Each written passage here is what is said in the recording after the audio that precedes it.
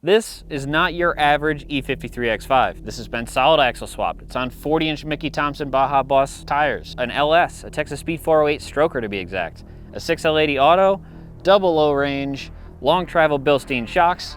It's a bit of a savage. And we're here to shake it down, initially, right after SEMA, here at Moab.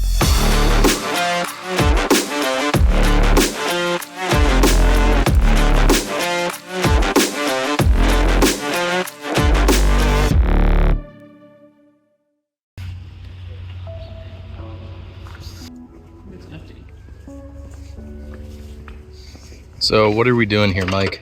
So, one thing I found, and I do this on some drift cars and the rally car as well, is like if you left a brake a bunch, you run out of intake vacuum for your brake booster. So I've found Volvos have a little vacuum pump and a nice little switch you can just wire right in, and then it adds vacuum when the engine's not making enough.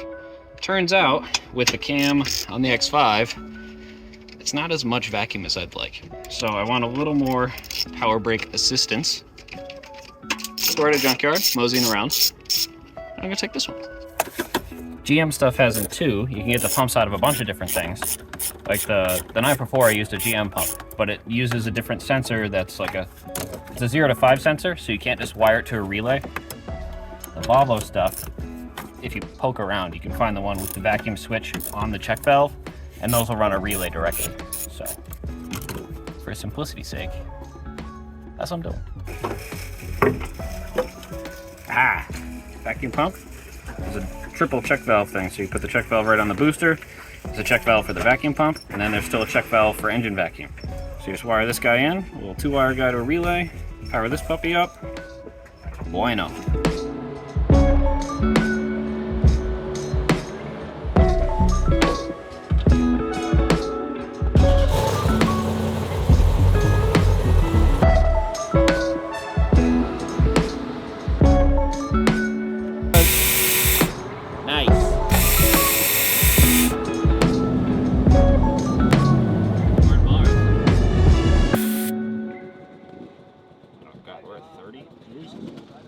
All right, we're in Moab. We're about to shake everything down.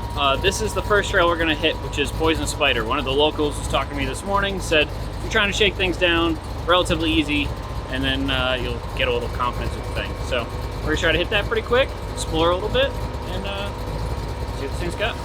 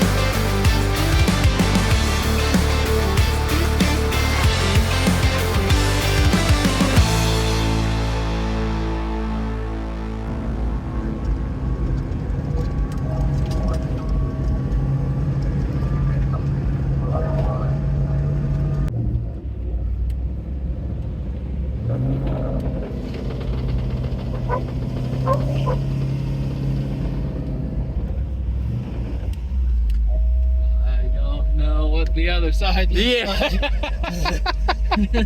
I need to see. Thanks.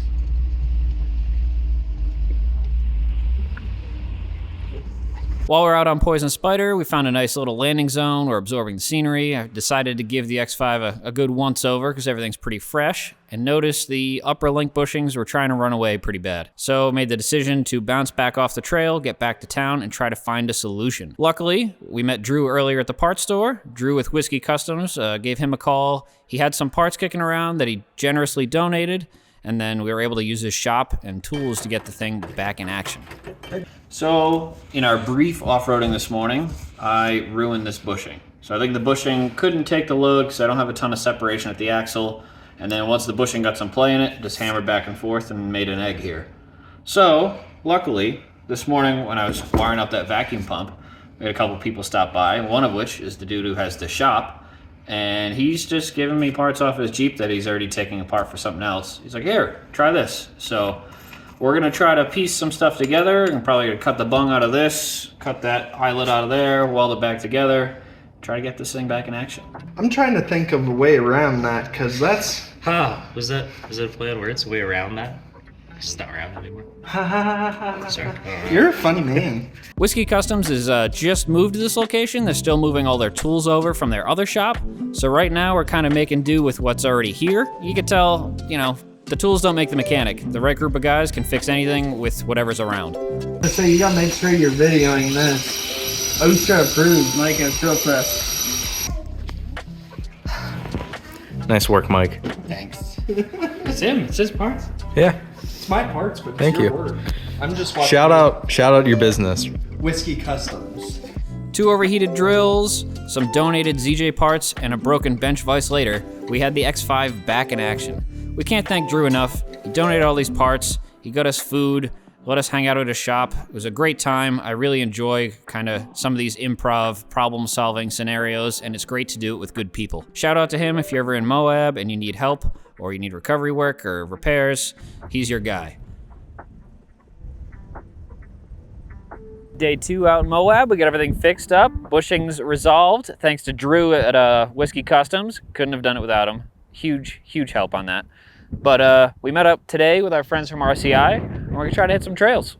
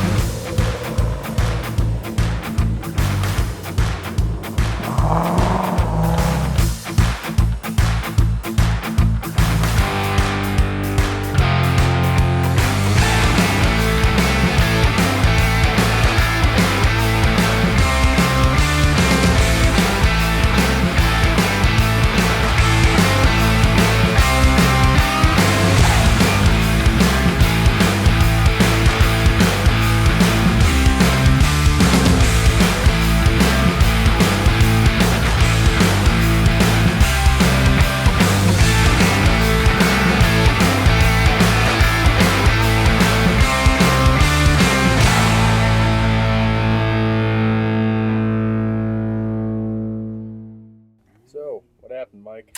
So we're recovering from yet another bug that I've found. Turns out one of the oil cooler lines I made is leaking from like where it's actually crimped. So luckily I was able to take the oil cooler line off and then loop it back. So now we just aren't running a cooler for the rest of the day, which is not a big deal. It's pretty decent weather out. And then yeah, I just capped up the ends here to keep the dirt and oil from leaking all over the place. So we're back in action, continue having fun, but you know, minor setback. We're just enjoying the scenery while I fix stuff. With that minor setback resolved and oil back in circulation, we continued the day, wrapped up fins and things, and had a great time in Moab.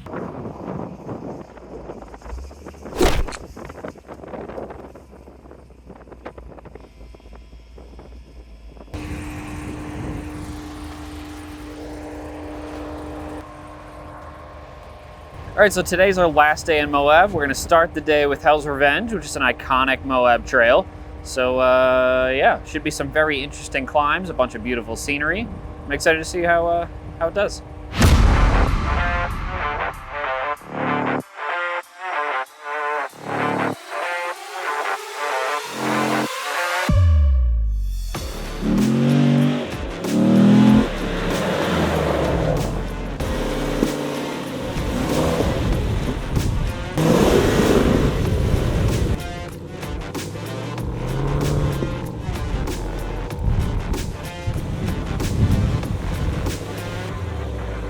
I like this thing. It's pretty good. I know, the first couple times, like, shaking anything down, it's mostly just, like, nervousness, and, like, not even just, like, nervous, but, like, you're hypersensitive to every little noise and feeling and stuff like that, and there's a couple that on this I still want to address, so I've been focusing on those. But now that we're at day 3 of wheeling, it's kind of like, all right, I've accepted the noises, nothing's getting worse, I can just appreciate it for what it is right now, and it's very good. So, I'm psyched. This thing's awesome.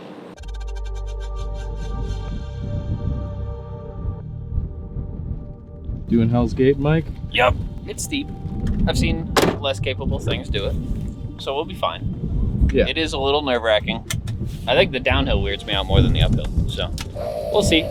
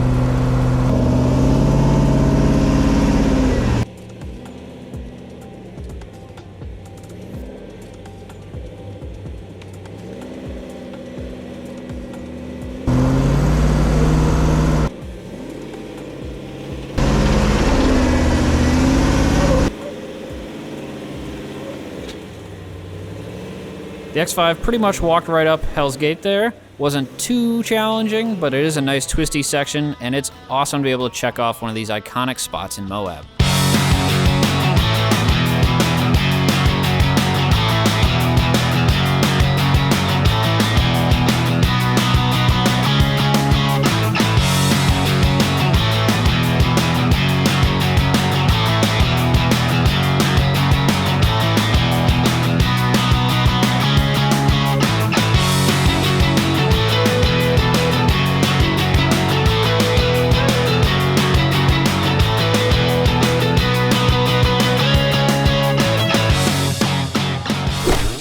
Just wrapped up Hell's Revenge. Is a bunch of really awesome scenery, a bunch of, I don't know, if you're not good with heights, some of those drop-offs on either side, it really hit me in the feels there. But the RCI guys have to get going. We're gonna go into town, grab some lunch, and then probably meet up with some people and try to hit some more trails. What are your axles you got under there? Super Duty 60s, 5 plus stuff. Yeah. What's your engine? It's a Texas 408 stroker, LS. Yeah. So you got a body with... Yeah, it looks like an X5. It looks like an X5, Yeah. but it ain't there. Yeah, pretty much. All right. Hey man, that's cool. Thanks. Y'all have a good one. You too. Sticker collection? Sticker collection. Well, there's still more I want to see. We've been here, and I'm coming back. And I can't peel this. Must be the camera. I'll turn it away for a second. Is it gonna work? No, I'm just useless.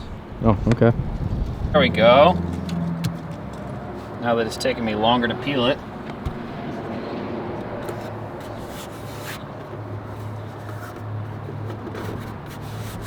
Nice. One of many. More to come.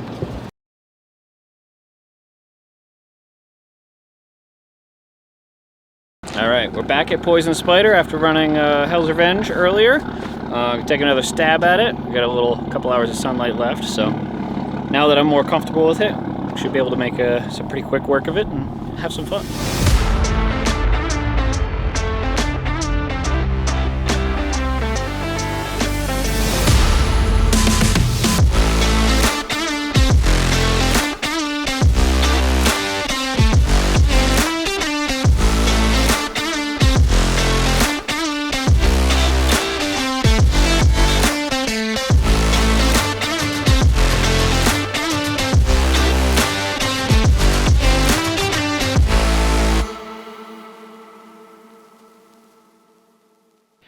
are at the far end of Poison Spider, more or less, so we're about halfway. Now we got to make it the rest of the way out, but it's getting dark, so we figured to close out day 3 of wheeling, because from here out, neither you nor I are going to be able to see very much. So it's been a great time in Moab.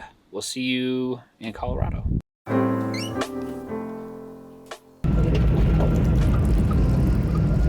Completed Poison Spider, Mike. Yeah, we did. In the dark, too. Yeah. That wraps up an awesome 3 days here in Moab. From here, we're gonna stop by RCI shop in Colorado, hit a trail with them, and I'm gonna continue on my route back to Ohio. If you wanna see more RCI stuff and their vehicles and parts and everything like that, some of the wheeling we did, make sure you check out their page. For now, here's a couple of quick clips of us wheeling with them.